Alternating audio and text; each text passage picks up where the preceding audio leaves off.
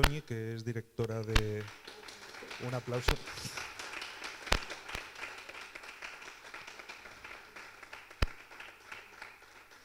Pues Toñi, compañera del Colegio Dama d'Elx, y nos va a dar su mirada, ¿no? Desde la práctica, desde el día a día. Y nada, adelante, Toñi, porque si no... Sí, se oye bien. Bueno, en primer lugar, quiero agradecer la invitación a este acto. Y bueno, ante la petición de mi visión actual sobre la educación pública, me vi en la complicada tarea de explicar algo tan amplio, tan necesario, y que suponen, tratándose de las etapas de infantil y de primaria, los cimientos de todo el sistema educativo.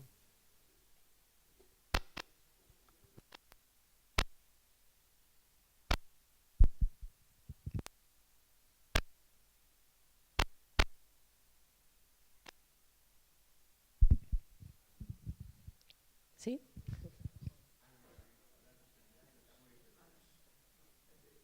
Ahora se oye bien, ¿verdad? Vale. Bueno, pues antes de continuar, sí que es verdad que me gustaría aclarar un poco pues que mi visión, aunque creo que todas las visiones, al ser personales, ya tienen un poco de sesgo, la mía en particular lo tiene porque desde hace 10 años estoy en el equipo directivo de un centro educativo que ya tiene marcado mucha diversidad a nivel cultural, a nivel idiomático, religioso, de procedencia, etcétera. Entonces, esa visión hace que mi visión de la escuela pública no solamente sea, pues como bien hemos dicho, que tenga que dar una eficiencia académica de calidad, porque realmente el alumnado, al ser de toda la procedencia, no tiene unos contactos o no tiene una familia siempre que pueda sostener o pueda compensar ciertas desigualdades. Entonces, bueno, el Dama d'Elx está ubicado en el barrio del Pla, es un barrio de clase obrera, con una gran diversidad y bueno, sí que es verdad que, llevados a este punto, sí que quiero lanzar la idea que frente a muchos discursos de odio o que pretenden generar miedo o rechazo, la realidad que vivimos en mi centro es muy distinta. Y estoy segura que todos los centros que comparten estas características, que comparte el Dama, ocurre exactamente lo mismo. En la diversidad hay sobre todo respeto, convivencia y acompañamiento mutuo. Lo que encuentro en mi centro es comunidad. Y creo que, como digo, se ocurre en todos los centros que hay diversidad. Y cuando digo comunidad, con todo lo que implica la palabra comunidad. Y eso también es escuela pública. Y sobre todo, eso solo pasa en la escuela pública. Esa diversidad solamente se da ahí. Y bueno, en esta comunidad, en esta fusión y en este enriquecimiento de caminos, ayudamos, y creo, a construir una ciudadanía con una visión más amplia, con una amplitud de miras, con empatía, con solidaridad. Y sobre todo quiero pensar que en un futuro no tendrán prejuicios ante lo diferente o ante lo que no es propio. Y bueno, después de haberme aclarado un poco, ¿no? Pues bueno, es innegable que, como bien ha esgrimido Fernando anteriormente, la escuela pública valenciana vive en estos momentos un momento muy complejo. No es casualidad las movilizaciones que hay en los claustros, las asambleas docentes convocadas. Y bueno, todo eso se traduce en la huelga próxima del 31 de marzo, que hablaré un poquito más adelante sobre ella. Todos estos movimientos son el sentir de un profesorado ahogado por un día a día, sufriendo una evidente falta de recursos. Esto es, las ratios elevadas, la insuficiencia de personal de apoyo. En mi centro, por ejemplo, yo soy maestra de audición y lenguaje y cuando tienes el cargo de dirección, media jornada estás en clase y media jornada se dedica al despacho. La persona que tendría que ver mi media jornada, ¿no? Que tenía que suplir esa media jornada, ha llegado en diciembre, después de haber, junto con inspección, reclamado lo habido y por haber. Ha llegado en diciembre. Y la media de PT, que tiene mi compañero en la secretaría, no ha llegado todavía y no va a llegar, porque no hay dinero, así te lo dicen. Quiero decirte, ese es el estado, y como mi centro hay varios.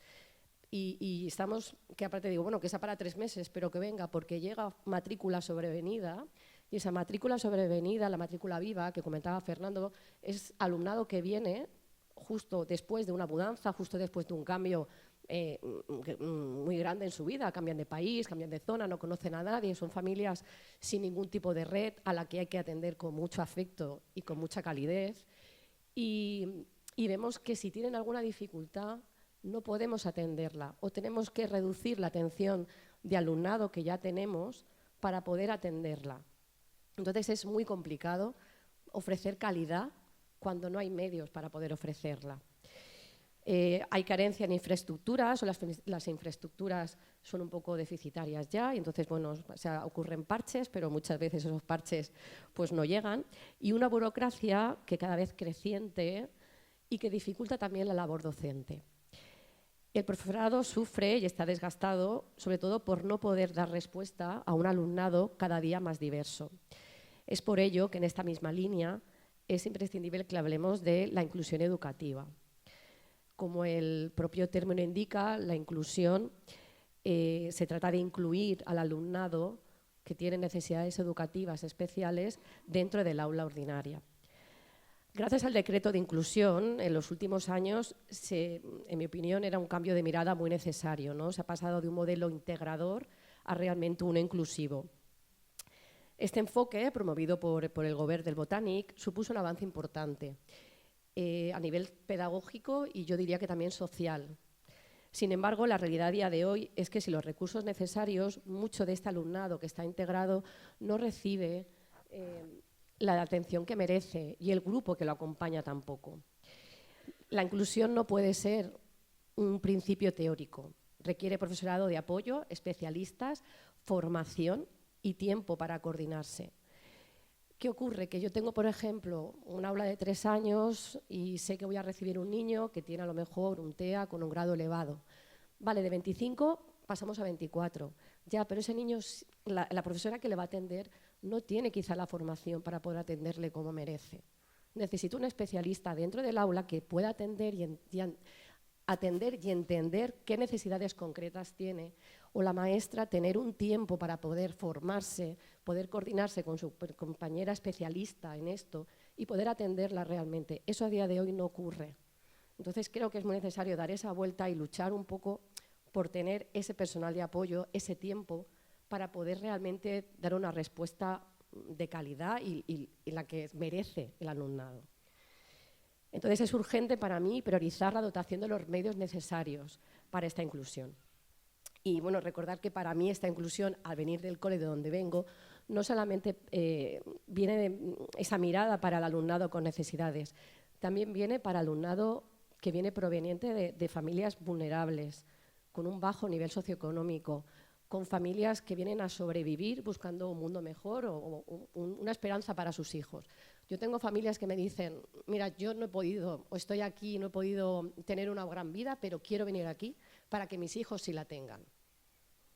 No se me ocurre volver a mi país porque aquí mis hijos tienen una oportunidad que a mí ni se me ocurre que voy a tener. Entonces creo que eso es importante tener en cuenta. Entonces, teniendo esa realidad cada día, mi visión por eso está como muy sesgada. Entonces creo que la escuela pública y esta escuela inclusiva no solamente enseña contenidos académicos, que obviamente no hay que perder el foco, y estoy de acuerdo con Fernando, ese es el foco de la escuela pública, enseñar contenidos académicos, pero también tenemos un motor de cohesión social que es evidente.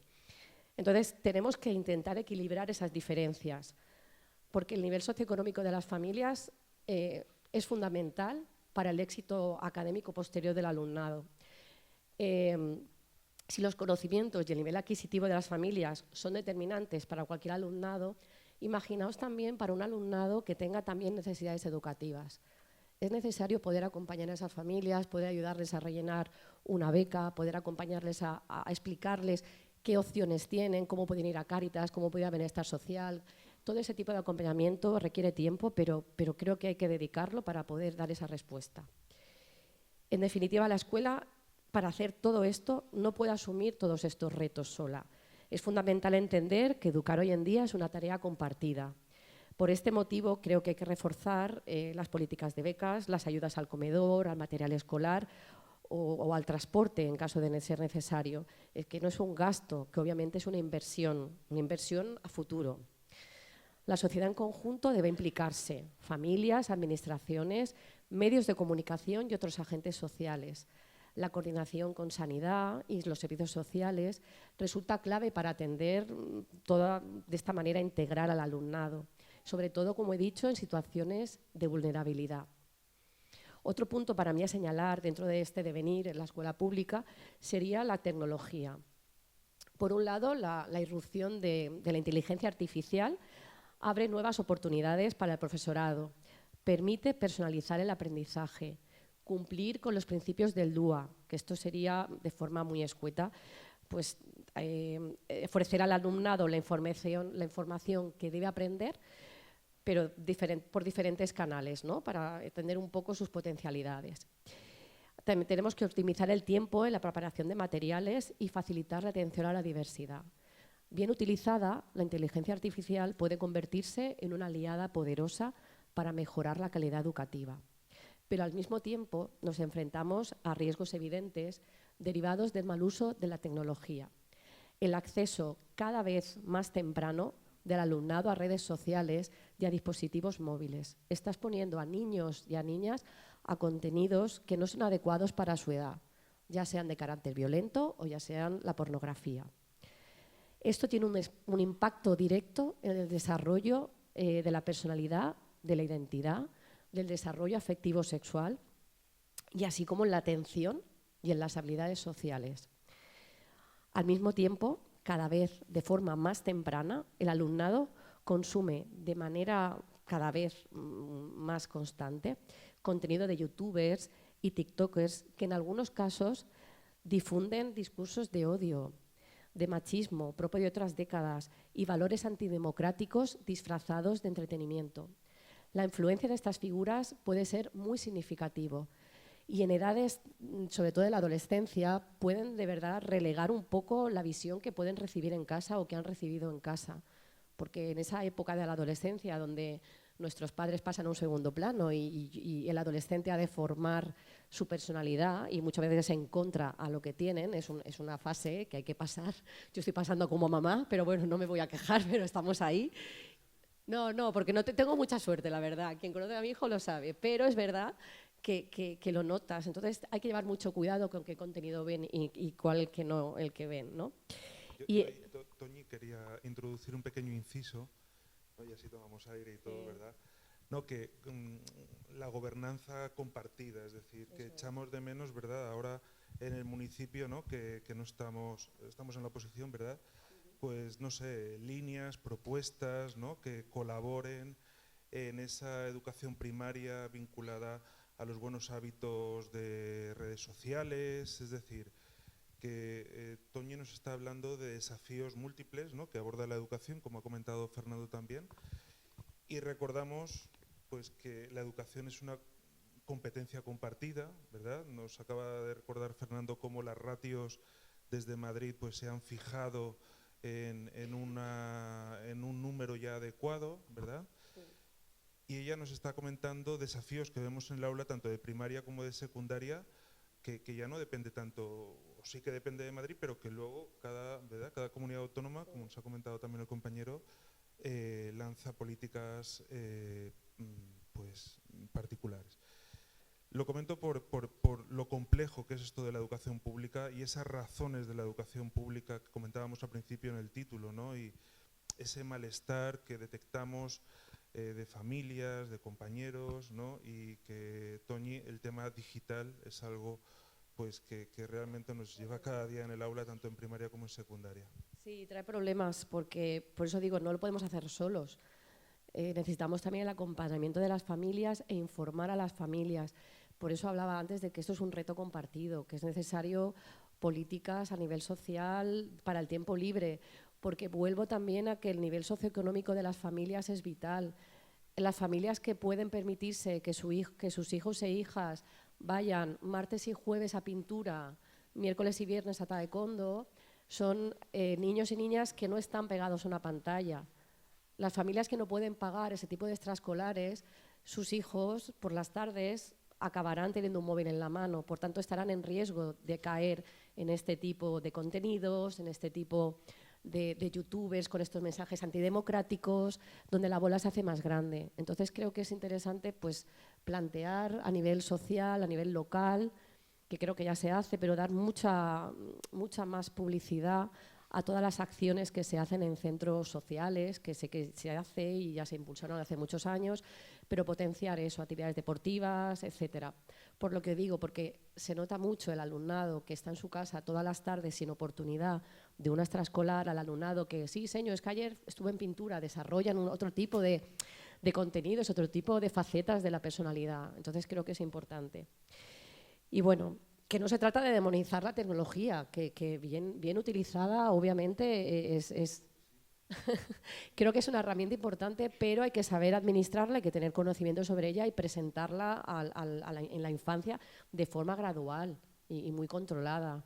Pero bueno, toda esta composición sucede en un contexto en el que el profesorado, pues con todos estos retos, muestra signos claros de cansancio. La carga del trabajo, la excesiva burocracia, como ha comentado Fernando, la falta de reconocimiento, esta brecha salarial, se podría decir, respecto a otras comunidades, el trabajo en julio, que muchos equipos directivos acaban, o mucho profesorado acaba en julio, y aquí hay una laguna que no sabe qué hacer en julio con el profesorado. En fin, este desgaste no es solo un problema laboral, sino también educativo, porque afecta directamente a la calidad de la enseñanza. Por todo lo que he comentado, por todo lo que hemos comentado, hay convocada una huelga el 31 de marzo, el martes próximo, y creo que no es un hecho aislado, ni una reivindicación puntual. Como ha comentado Fernando, Consellería, estuve hace hace unas semanas, en una asamblea docente y había un representante de prácticamente todos los sindicatos. Creo que hay uno que no fue, porque ellos sí que lo atienden. Pero bueno, habían prácticamente todos los sindicatos y comentaban que es desplante tras desplante. ¿Vamos a negociar? No, hoy no lo negociamos. No, esto no. Entonces llevan desplantando y dando plantones que roza ya la falta de respeto a los sindicatos. Entonces, si se está planteando el hacer no solamente esta huelga, si no se negocia todo, sí que se plantea un paro de más de un día, de hacer a final de curso, como que no haya final de curso, o boicotear un poco el final de curso, pues para que se escuchen todas estas demandas, ¿no? Y bueno, la escuela pública se plantea, lo que he dicho, esta serie de actuaciones. Todo ello es la expresión de un malestar acumulado y la necesidad urgente de cambios estructurales. Como hemos comentado anteriormente, pues bueno, se plantea o se demanda pues la bajada de ratios, personal especializado, políticas lingüísticas que respeten el valenciano, las mejores condiciones laborales, la estabilidad de las plantillas y una inversión real y sostenida en la escuela pública, que no dependa de que obviamente si tenemos un gobierno de Botànic, de PSOE, de Compromís, etcétera, más progresista, sí que vamos a tener una serie de financiaciones y que vamos a tener una serie de... Entonces de repente aparece otro partido que con una serie de acciones un poco veladas, como el Distrito Único, como cerramos estas líneas o no te abro una línea de FP, pero casualmente la abrimos en los salesianos o en un centro privado. Entonces, las familias que pagan sí que pueden acceder a una FP, y si yo no tengo un 7 o un 8, todavía dificulto más al alumnado vulnerable, que ya con este nivel socioeconómico no tiene las mismas notas que puede tener un niño o una niña con su escritorio, con sus padres acompañándole, con una biblioteca extensa. Encima castigo más, y sí que los que pagan pueden ir a una FP que sea concertada. Entonces, este tipo de cosas creo que sería como que blindarlas, ¿no? Como un pacto blindado de quien esté gobernando, exactamente de quien esté gobernando, sí que se blinde y se respete. Creo que es algo básico. Pero bueno, más allá de la protesta, no quería acabar tampoco tan reivindicativa, y un poco por dar un poco de esperanza, pues mejorar la educación pública pasa por apostar decididamente por ella, aumentar la financiación, como he dicho, reforzar la atención a la diversidad, consolidar el sistema ya existente de becas, la formación docente y bueno, sobre todo también la participación de las familias, ese pilar que es importante, y si no remamos, es como un bote. Yo solo explico así a las familias: estamos en una canoa y yo remo para un lado y tú remas para otro, te quedas quieto, el bote da dando vueltas, pero no avanzo. Entonces necesitamos también la participación de las familias y sobre todo reforzar ese ascensor social que creo que se está perdiendo, que da igual de dónde venga o qué nivel tiene mi familia, que yo voy a tener una formación de calidad, da igual de dónde venga. Entonces creo que ese ascensor social está un poco en riesgo de romperse, y creo que hace falta reforzarlo y no perderlo, ¿no? Y garantizar, sobre todo viendo del cole donde vengo, da igual el origen, del alumno que pueda cumplir hasta donde vea necesario y pueda, pues con éxito, su formación académica. Y bueno, como decía, a pesar de dificultades, pues bueno, creo que hay esperanza porque la escuela, como decía Fernando, es mucho más que un lugar de aprendizaje. Creo que es una mini sociedad. Es donde se aprende a convivir, a respetarse. Y creo también que bueno, pese a todos estos discursos que pueden haber, si hay una niña que puede escuchar en casa, bueno, esos discursos retrógrados sobre machistas, en la escuela se encuentra un referente femenino en deportes, en ciencia o en oficios que puedan ser como tradicionalmente masculinos, por así decirlo, sí que lo encuentra. El alumnado LGTBI, si encuentra respeto en el aula, sabe que va a tener ese respeto o que debe exigirlo fuera de ella, ¿no? No sé, el alumnado que tiene dificultades a nivel educativas, si encuentra en esa mini sociedad un espacio donde se le atiende, donde se le educa, se le cuida, va a poder encontrar luego un lugar fuera, porque ya encontró un lugar dentro del aula. Entonces creo que es importante. Y bueno, para acabar, pues como decía Galeano, ¿no? Mucha gente pequeña en sitios pequeños puede cambiar el mundo. Pues entiendo que la escuela, dentro de cada clase, haciendo poquitas cosas, pocos y poquito a poco, podemos cambiar el mundo. Pero para eso hace falta cuidar la educación pública. Así que en nuestras manos está. Muchas gracias.